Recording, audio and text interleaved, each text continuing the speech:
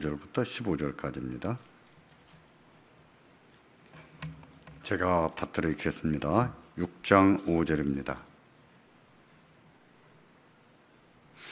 너희는 기도할 때에 오해치가는 자와 같이 하지 말라. 그들은 사람에게 보이려고 회당과 큰 거리 어귀에 서서 기도하기를 좋아하느니라. 내가 진실로 너희에게 이르노니 그들은 자기 상을 이미 받았느니라. 너는 기도할 때에 내 골방에 들어가 문을 닫고 은밀한 중에 계신 내 아버지께 기도하라. 은밀한 중에 보시는 내 아버지께서 갚으시리라. 또 기도할 때에 이방인과 같이 부응하지 말라.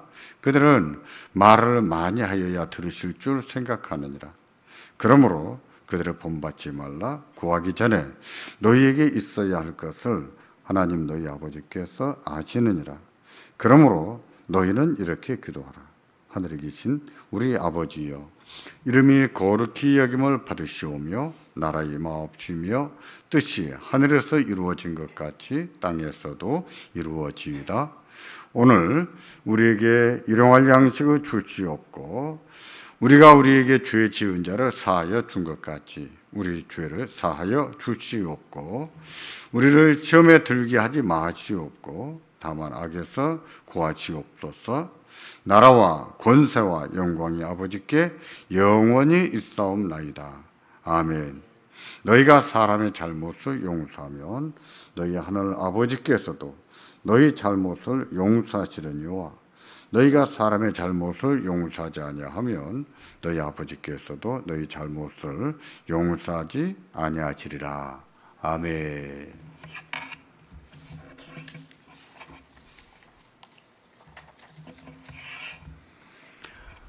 자기는 하나님 앞에 회개한다고 회개했고 또 그래서 죄를 용서받았다고 생각하는데 하나님께서는 용서하지 않으시는 경우가 있을까요? 그럴 수 있습니다. 그럴 수가 있습니다. 믿음에도 가짜 믿음이 있듯이 회개에도 가짜 회개가 있습니다. 한국교회가 회개에 대한 오해가 참 많지 않나 저는 그렇게 생각합니다. 그렇기 때문에 회개와 관련해서 비난도 많이 받고 또 기독교 회개를 고발하는 영화도 있어요. 밀양은 반기독교 영화라기보다는 잘못된 기독교 회개에 관한 고발 영화다. 저는 그렇게 생각합니다. 누군가가 잘못했을 때 사람에게는 사과하지 않고 하나님께만 빌면 되는 것으로 생각하지요. 그런 게 잘못된 게 되죠. 또 하나님께 빌었으니 자기는 지은 죄를 다시 생각할 필요가 없다. 상대방은 내가 잘못한 것 때문에 가슴 아파하든지 말든지 나는 회개했으니까 다시 기억할 필요도 없다 라고 생각하는 것도 그렇죠. 또 잘못한 것을 고치지 않아도 잘못했는데 잘못한 것을 고치지 않아도 빌기만 하면 다 용서받는 것으로 생각하는 것도 그렇습니다. 그러나 우리는 사람에게 잘못했을 때 하나님께 빌기 전에 먼저 사람에게 빌어야 돼요. 순서가 그렇습니다. 또 하나님께 빌었을지라도 진정으로 빌었고 용서를 받았을지라도 자기가 지은 죄를 기억해야지요. 한 번씩 생각이 떠오르면 무시해버릴 것이 아니라 자기가 그런 죄를 지었었나라고 마음에 다시 한번 생각하고 또 내가 그로 인해서 어떤 아픔을 줬는지 다시 한번 생각해야지. 그렇게 함으로 다시는 그런 실수, 그런 죄를 짓지 않도록 다짐도 하고요. 은혜도 구하고. 잘못한 것을 고치지 않으면서 빌기만 하면 되는 것으로 생각하는 것도 회개에 대한 오해라고 했습니다. 하지만 회개라고 하는 말이 자신의 잘못을 뉘우치고 돌이키는 것을 말합니다. 돌이키는 것. 돌아서는 것을 말하는 거예요. 자기가 잘못한 것이 무엇인지를 알고 바른 길로 방향 전환을 한 것. 그것을 회개라고 합니다. 구원의 서정이란 말이 있죠. 하나님이 한 영혼을 구원하실 때는 어떤 순서로 어떤 과정을 통해서 구원하시는가를 설명하는 것이 구원의 서정인데, 구원의 서정에서 회개는요, 믿음과 짝을 이룹니다. 회개와 믿음은요, 동전의 양면과 같아요. 뭐가 먼저인지 알 수가 없어요. 어떤 분은 회개가 먼저 있지 않을까? 어떤 분은 믿음이 먼저 있지 않을까? 믿음이 있어야 회개하지. 회개해야 믿음이 생기지. 이런 논쟁을 하기도 합니다. 그러나 이것은 동전의 양면과 같아서 둘을 때려올 수가 없는 거예요. 오히려 논리적으로 말하자면은 회개가 먼저다라고 말할 수 있어요. 저는 어떤 분들로부터 기독교인이 아닌 사람들보다도 죄를 더 쉽게 짓는다, 더 잘 짓는다 하는 비난의 말을 들어본 적이 있습니다.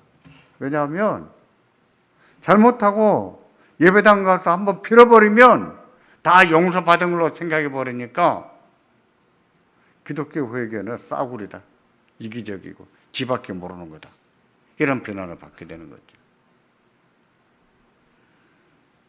하지만 그것은 잘못된 겁니다. 그분들이 왜 그렇게 생각했는지 이유를 아는 것은 어렵지 않아요. 기독교인들이 회개를 한답시고 그런 식으로 해왔기 때문이에요. 남에게 상처 주고 아픔을 주고 잘못해놓고 자기는 예배당에 가서 하나님께 빌었으니까 됐다는 거예요. 그래서 고발당한 거예요.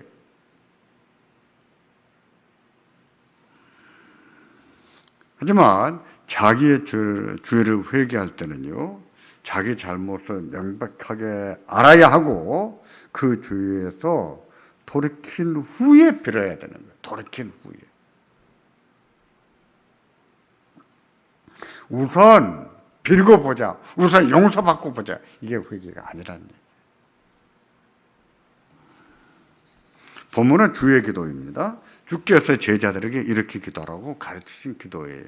이 기도는 네 부분으로 구성되어 있습니다. 저는 네 부분으로 가르쳤는데 웨스트민스터 대의문답은 세 부분으로 설명하기도 해요. 하지만 네 부분이나 세 부분이나 같아요. 먼저 네 부분으로 나눌 경우는요, 기원, 하나님의 청원 세 가지, 우리의 청원 세 가지, 그리고 성령, 이렇게 나눕니다.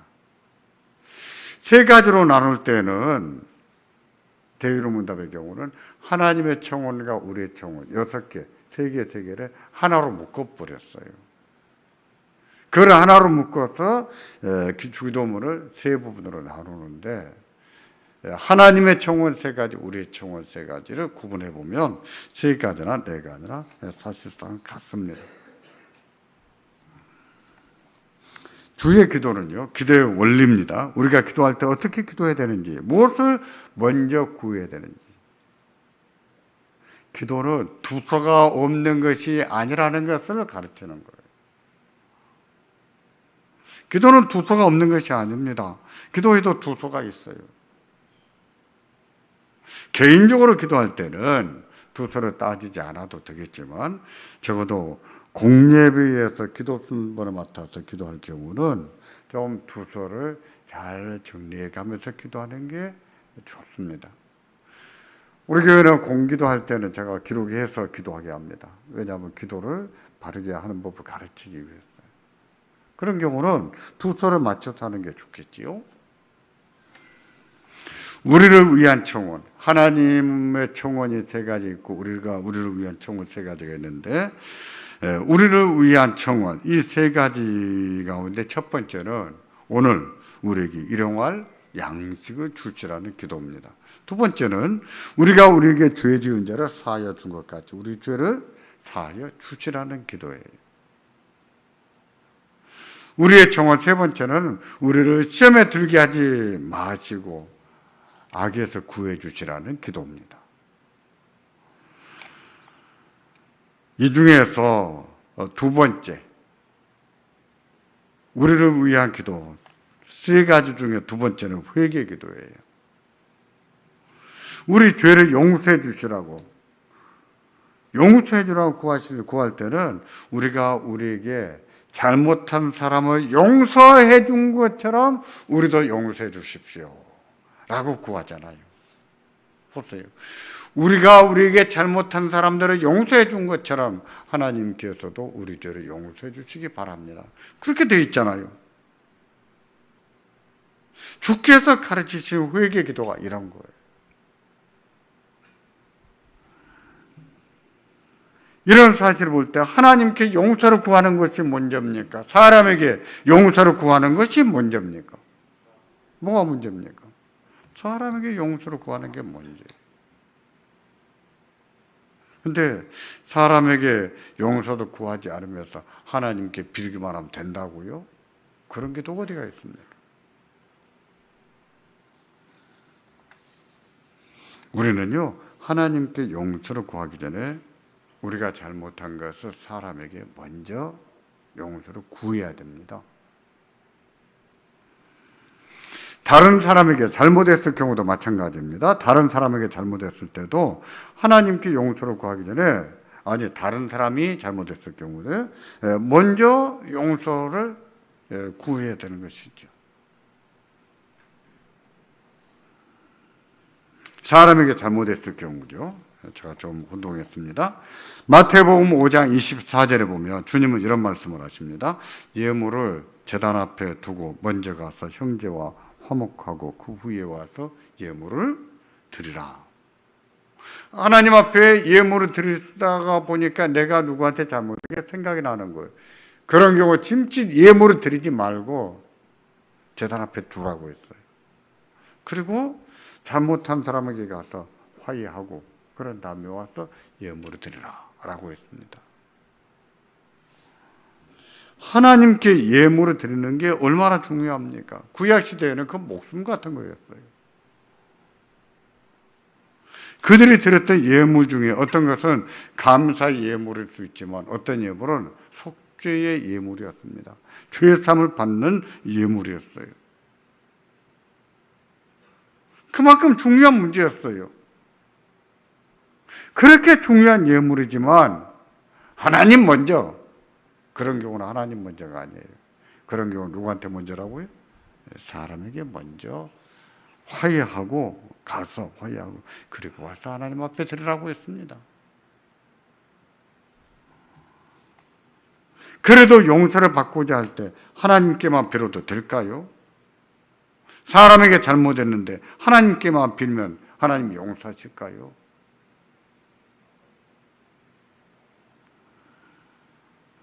사람들은 그게 아니라는 것을 압니다. 그래서는 안 된다고 생각하는 거예요. 그런데 하나님 말씀에도 그렇게 해서는 안 된다고 말씀을 합니다. 먼저 사람에게 사과하고 그러고 난 후에 하나님 앞에 나가 자기 죄를 자백할 것을 가르치죠. 이런 원칙들이 잘 지켜진다면 하나님을 믿지 않는 일반인들이 기독교의 회개를 비난하지 않을 겁니다. 우리가 편협하고 광신적인 신앙생활을 하지도 않을 거예요. 저는 그런 것도 광신적인 신앙이다 이렇게 생각해요. 우리가 이처럼 알고 한다면 그럴 수가 없거든요.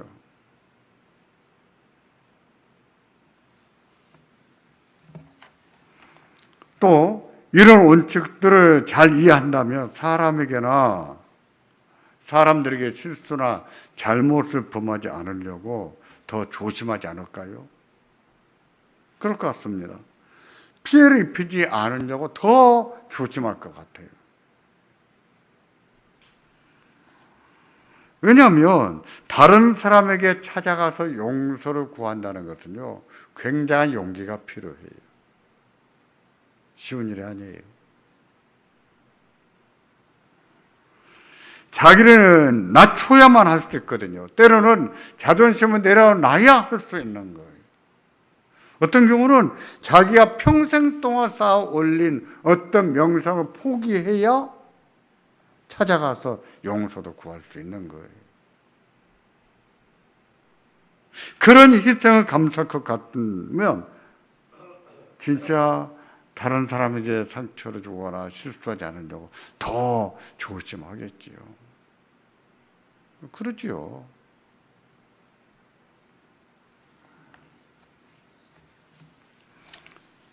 저도 그럽니다.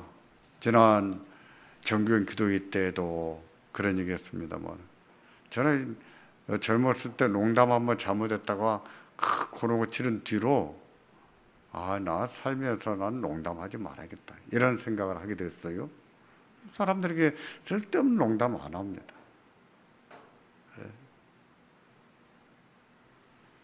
한번 불에 대했으면 되지, 두 번 대봐야 알겠습니까? 뜨거운 것을.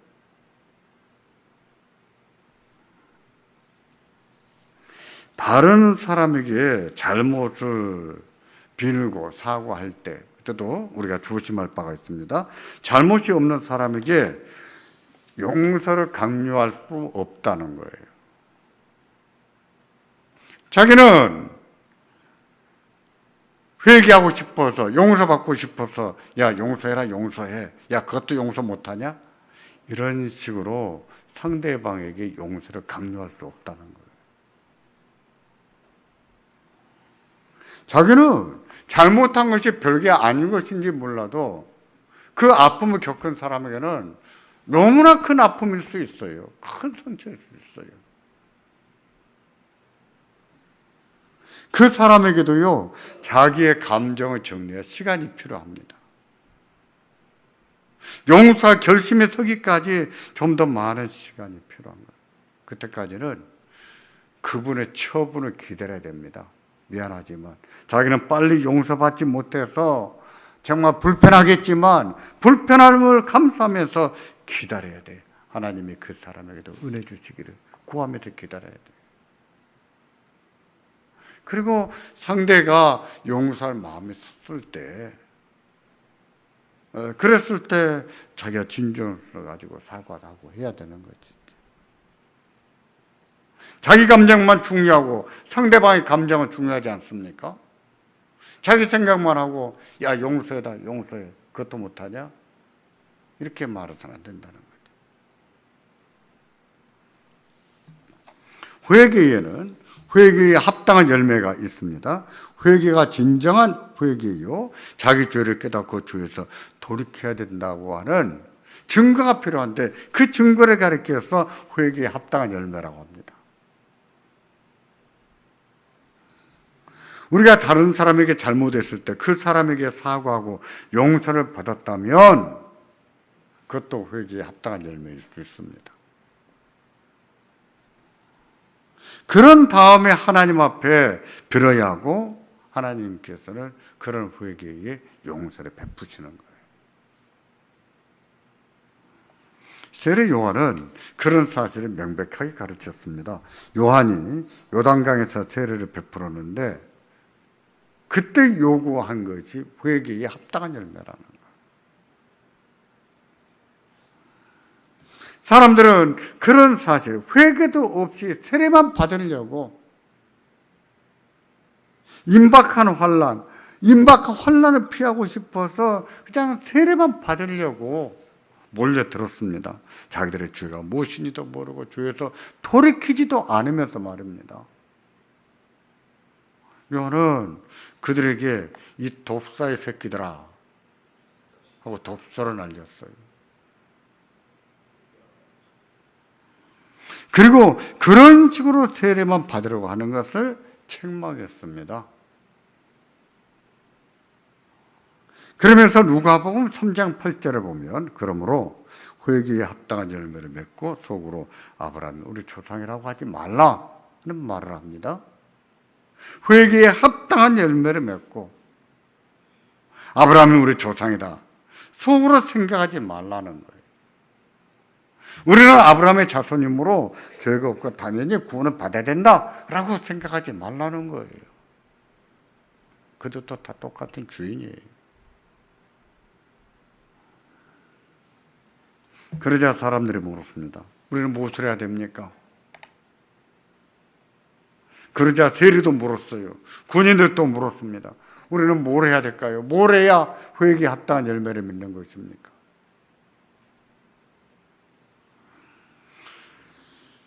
(3장 11절에) 보시면 사람들에게 대해서, 일반인들에 대해서 이런 말을 했습니다. 같이 보겠습니다. 옷 두 벌이 있는 자는 옷 없는 자에게 나눠줄 것이요, 먹을 것이 있는 자도 그렇게 할 것이니라. 오늘 우리 시대하고는 거리가 먼 얘기입니다만, 여기에서 언급한 옷은요, 겉옷이에요. 구약의 성도들은 속옷과 겉옷이 있었는데, 속옷이라고 하는 것은 우리의 경우로 말하자면 바지저고리입니다. 겉옷은 그 위에 몸을 이렇게 감는 긴 천과 같은 거죠. 그런데 겉옷이 없는 사람들이 허다했어요. 그에 비해서 두 벌 가진 자도 많이 있었고, 또 먹을 것이 없어서 굶주린 사람도 많았습니다. 그런 현실을 외면한 채 세례만 받겠다고, 임박한 환난을 피하겠다며 세례만 받겠다고 머리를 내미는데, 그런 태도는 세례받기에 적합하지 않다고 지적한 것이지요. 헐벗은 자들을 외면하고 굶주린 자를 외면하면서, 그러면서 회개의 세례를 받아 그것을 세례받기에 합당하지 않다는 거예요. 어떻게 그런 사람들을 외면하면서 자기는 환난을 피하겠다 하겠는가? 그래서 요구한 것이 옷 두 벌 있는 자는 옷 없는 자에게 주고, 굶주린 자들에게 먹을 것도 나눠주라. 그들에게는 그렇게 하는 것이 회개에 합당한 열매였어요. 세리들에게는 부과된 것 외에는 거두지 말라고 했습니다. 로마 정부가 세금을 거둬들이기 위해서 세금 수납 대행 기관을 뒀습니다. 회사예요. 그것도 입찰을 통해서 따냈어요. 그러면 세금 수납 대행권을 누구에게 주겠습니까? 우리가 많이 바치겠습니다. 많이 바치는 데 주겠죠. 그런데 세금을 거두려고 하면 그렇게 많이 바치기 위해 더 많이 거둬야 되겠죠. 하지만 일반인들 가운데는 세금을 낼 형편도 안 되는 사람도 많이 있었다고. 그러자면 어떻게 했겠어요? 무자비하게 거뒀겠죠. 무자비하게.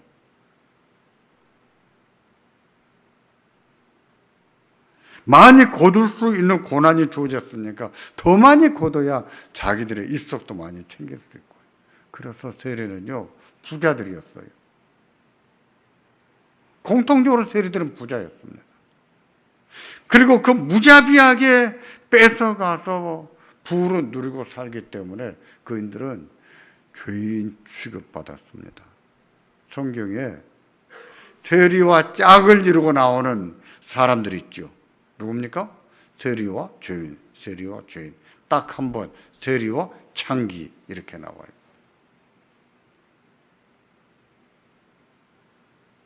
그런 세리들에게는 너희들에게 부과된 것 외에, 사람들에게 부과된 것 외에는 거두지 마라.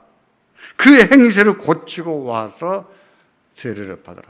그들에게는 그렇게 고쳐나간 것이, 고치는 것이 회개에 합당한 열매지요. 그런 것도 안 고치면서 세례를 받아요? 회개했다고 그래요? 군인들에게는 사람에게서 강탈하지 말라고 했습니다. 자기가 받는 급료로 족하게 여기고 사람들을 고발하거나 무력을 동원해서 강탈하지 마, 뺏어먹지 말라는 거예요. 그들의 경우는 그 못된 행실을 고치는 것이 회개에 합당한 열매였죠.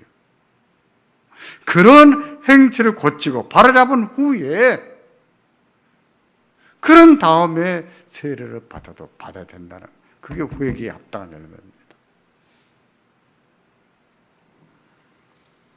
이래도 우리가 잘못한 것을 말로만 빌면 되겠습니까? 말로만 빌어놓고 회개했다 이렇게 말하면 되겠어요? 자신의 잘못된 행실을 고치지 않은 채 예배당 가서 한 번만 빌기만 하면 하나님이 다 용서한다고 생각하면 되겠습니까? 가짜 회개, 가짜 회개. 가짜 회개는 하나님 받지 않았습니다. 그 죄가 여전히 쌓여가는 거예요. 계속 쌓여가는 거예요. 용서받지 못한 죄가 쌓여가는 겁니다.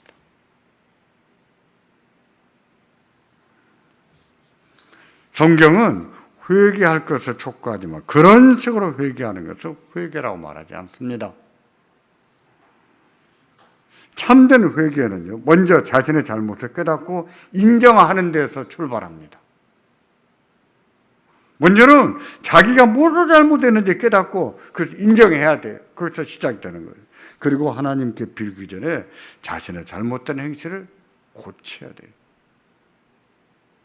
이것은 참회 후에, 회개 후에 믿음으로 전환하는 것이죠. 회개와 믿음이 짝이라고 했을 때 이런 경우 이게 믿음이 되는 거예요. 물론 우리는 너무 연약해서 잘못된 행실을 고친 후에 하나님께 빌었을지라도 또 죄를 짓습니다. 그건 어쩔 수 없어요. 우리가 너무 연약해서. 우리가 한 번 회개했다고 해서 똑같은 죄를 안 짓질 않아요. 우리는 그렇게 연약합니다. 그럴지라도 자기의 잘못된 행실에 죽기를 기도하고 깨지기를 기도하고 그리고 고치면서 살고 그런 가운데 성령 하나님이 그 사람을 자꾸 변화시켜 주실 거예요. 그게 성화입니다. 만일 사람에게 잘못했다면 그 사람에게 정중하게 빌어야 합니다. 빌 때는 그 사람의 감정과 용서할 결심이 설 때까지는 처분을 기다리는 게 중요하고요. 잘못을 빌러왔을 때는 화해하기를 늦추지 않아야 돼요. 어떤 사람은 감정을 정리하는 시간이 많이 필요해요. 어떤 사람은 감정 정리가 그렇게 힘들질 않아요. 성격적으로 어떤 사람은 감정 전환이 힘들지요. 금방 화내고 금방 웃고 이게 쉽지요. 어떤 사람에게는요, 그게 너무 힘든 사람들이 있어요. 어쩔 수 없습니다. 그럴지라도 자기가 아무리 그럴지라도 자기의 잘못을 깨닫고 고쳐서 와서 용서를 구한다면 언제든지 용서할 준비를 해야 됩니다. 용서하기를 잘해야 됩니다. 해를 넘기지 말고. 해를 넘기지. 그 말은 어두워지기 전에 그 말인데 그 말은 빨리 용서하라. 빨리 화해하라. 그 뜻이에요.